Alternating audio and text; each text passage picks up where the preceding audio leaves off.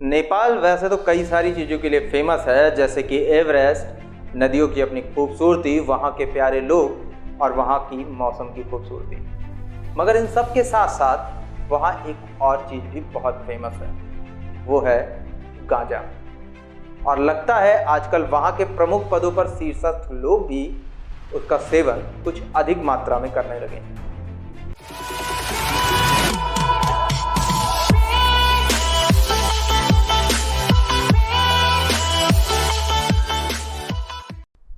जय हिंद, नमस्कार साथियों, मेरा नाम है शिवेंद्र द्विवेदी और आप देख रहे हैं सीडीएम इंडिया का खास कार्यक्रम सुकून मिलेगा। प्रधानमंत्री केपी शर्मा ओली आजकल उसी कड़क माल की कस खींचकर सोशल मीडिया पर कुछ भी बके जा रहे हैं। कुछ भी का मतलब कुछ भी। यार, हद तो उन्होंने तब कर दी जब उन्होंने ट्विटर पर एक बयान में यह कहा कि अयोध्या दरअसल अयोध्या है ही नहीं। अयोध्या, हाँ, वही अयोध्या, भगवान राम की अयोध्या, जिसके लिए हम सभी के दिलों में आस्था और सम्मान है। शौक लगा ना? हाँ, अपने को भी शौक लगा। इसीलिए तो हमें लगता है कि ये सारे बयान ओली साहब अपने पूरे होशो हवास में होकर नहीं दे रहे हैं। मतलब श्योर है बॉस, यह सब कड़क माल का ही कमाल है। तभी तो वो कभी भी भारत की ज़मीन को नेपाल की ज़मीन बताते हैं, तो कभी सीमा पर नेपाली सैनिकों को तैनात करते हैं। हद तो उन्होंने तब कर दी जब उन्होंने अपने एक ट्वीट में कहा कि भारत से आ रहे कोरोना के मरीजों का वायरस चाइना और इटली के वायरस से कहीं अधिक जानलेवा है। मतलब कमाल है ओली साहब, कमाल। कुछ भी, हाँ, कुछ भी। मतलब अब वायरस भी देश और नेशनलिटी देखकर अपना वर्जन अपडेट कर रहे हैं। अब बात करें अगर ओली साहब के अयोध्या की, तो वो बताते हैं कि असली अयोध्या काठमांडू से करीब 135 किलोमीटर दूर नेपाल के बिरगुंज डिस्ट्रिक्ट के एक छोटे से गांव में है। इस तरह ओली साहब इतने पर ही नहीं रुके। उन्होंने कहा कि हम मानते हैं कि हमने सीता राम को दी थी, उनका विवाह हुआ था, पर राम नेपाल के थे।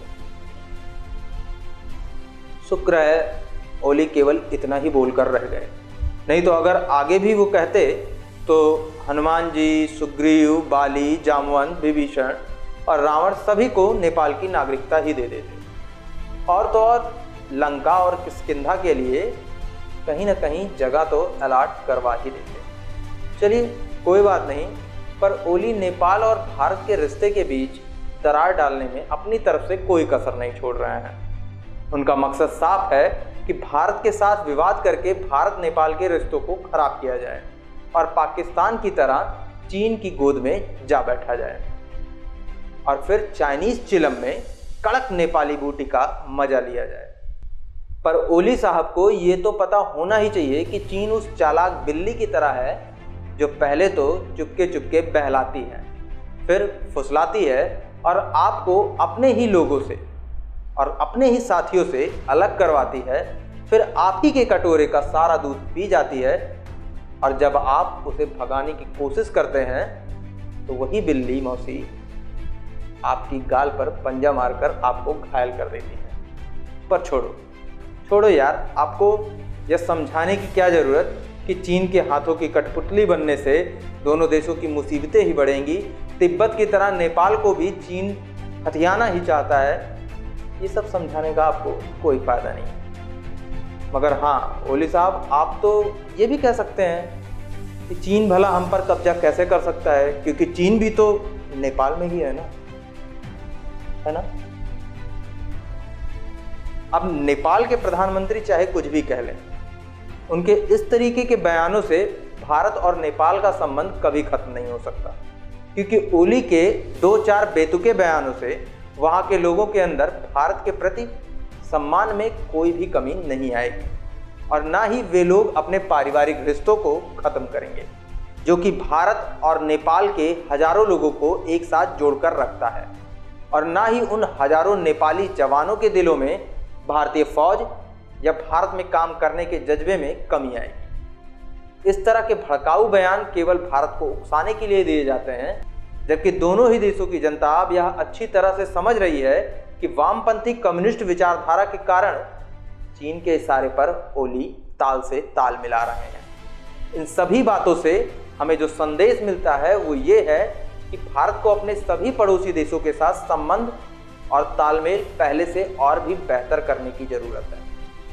उन्हें और भी अच्छी तरह से स्थापित करना चाहिए और अपने सॉफ्ट पावर को इन देशों में मजबूत करना चाहिए। और आने वाले समय में भारत को इन देशों से हर प्रकार के संबंधों में और उनकी नीतियों में तालमेल बैठाना होगा। साथ ही साथ सभी मुद्दों पर खुलकर चर्चा भी करनी होगी और विभिन्न पड़ोसी देशों की भारत के प्रति निष्ठा और सुरक्षा के लिए उनको सुनिश्चित भी कराना होगा। तभी भारत इस पूरे क्षेत्र में अपने प्रतिद्वंदियों से निपटने में सक्षम होगा। इसी के साथ अब हम चलते हैं, फिर मिलेंगे इसी तरह के किसी पॉलिटिकल, क्रिटिकल, टिपिकल देसी विदेशी मुद्दों के साथ जो आपके दिल और दिमाग को सुकून देगा। देखते रहिए CDM इंडिया की यह नई पेशकश, सुकून मिलेगा। और हाँ, अगर आपने हमारे चैनल को अभी तक सब्सक्राइब नहीं किया है तो जरूर कर लीजिए।